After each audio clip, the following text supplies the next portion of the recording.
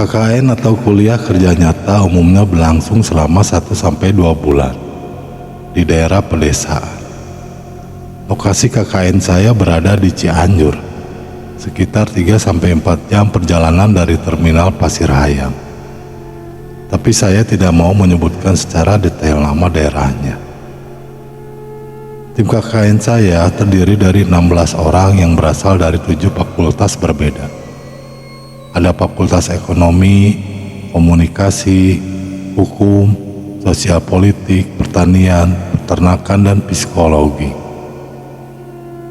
Masing-masing fakultas diwakili 2 orang, kecuali pertanian dan peternakan yang mengirim 3 mahasiswa. Setiba di lokasi, tempat tinggal tim dibagi 2. 7 anggota cewek menempati rumah lama milik Sekdes. Rumah ini bukanlah bangunan yang lama tidak dihuni. Sekdes pindah ke rumah barunya sekitar 1 minggu sebelum kedatangan kami.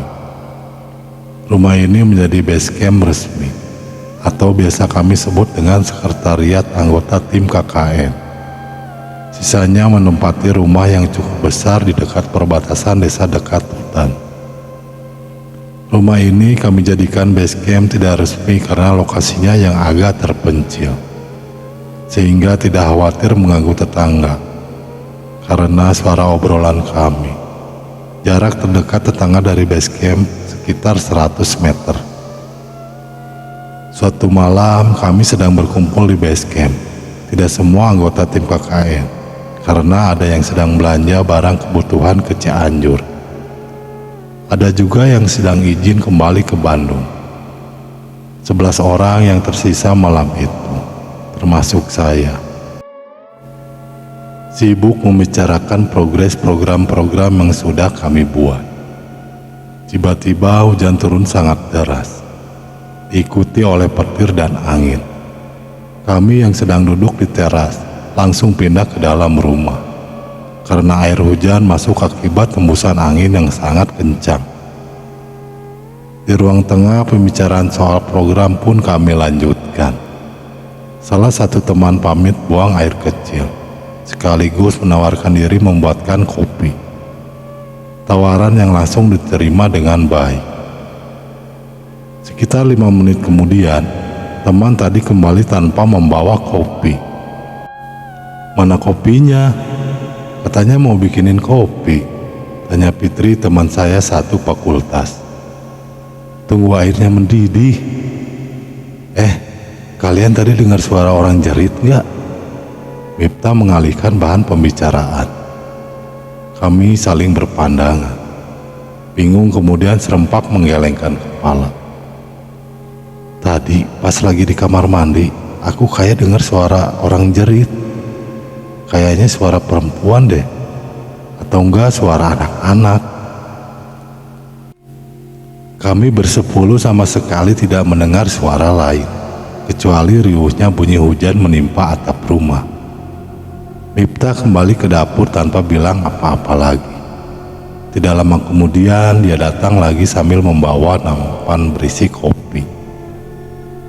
Menjelang tengah malam, hujan masih turun cukup deras, namun tidak lagi dibarengi petir dan angin. Cuaca tidak memungkinkan saya dan teman-teman pulang ke sekretariat. Ditambah lagi kondisi jalanan yang gelap dan becek.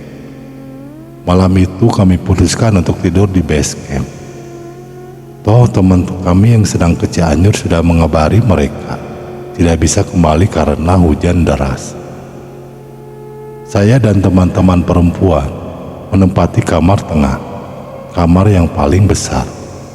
Kami berempat langsung tertidur pulas. Sayup-sayup saya mendengar suara bunyi ketukan yang halus.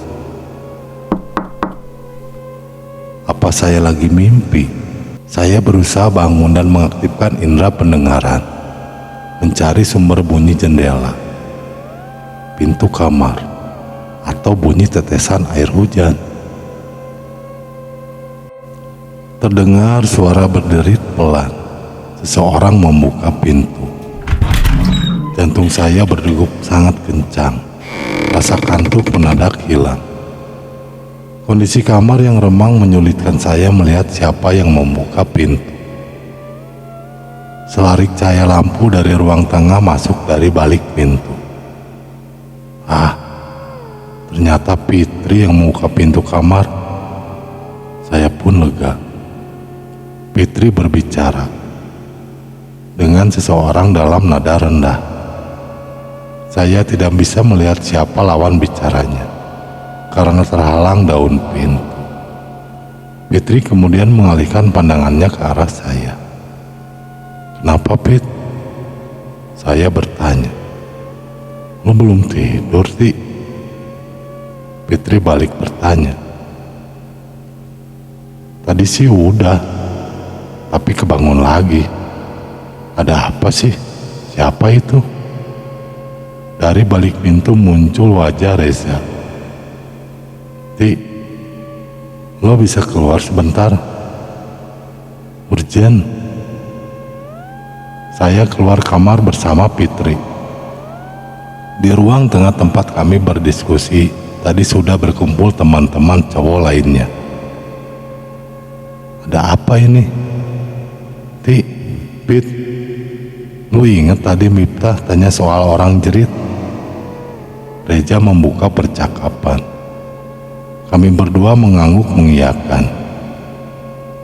"Tadi kita dengar lagi.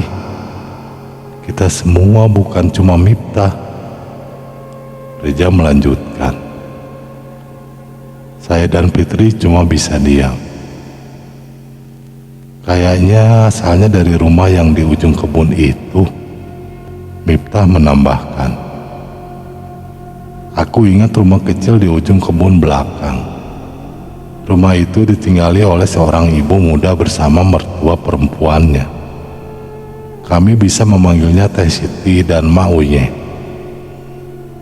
Belum lama ini Teh Siti melahirkan anak pertamanya, seorang putri yang cantik. Kami sempat menjenguknya sekitar seminggu yang lalu, sambil membawakan barang-barang kebutuhan bayi. Saat kami datang, kami tidak melihat suami atau bapak mertuanya. Kabar beredar, suami dan bapak mertuanya pergi merantau ke kota Jakarta. Aku sama Miftah mau ngeliat ke situ. Takutnya ada apa-apa, kata Reza. Saya paham alasan Reza mengajak Miftah. Selain berbadan paling kekar, Miftah juga menguasai ilmu bela diri. Dengan berbekal 2 center beam besar dan radio komunikasi portable, Reza dan Miftah keluar dari pintu belakang. Hawa dingin yang menusuk menyeruak masuk saat pintu terbuka. Di ruang tengah kami menunggu kabar dengan cemas. Sementara di luar hujan sudah berhenti. Keadaan sangat senyap. Sama sekali tidak terdengar bunyi kodok yang biasanya bersukaria setelah hujan. Begitu pula serangga dan burung malam. Tidak ada satupun yang bersuara. Saya ingat paman saya. Dia seorang pecinta alam sejati.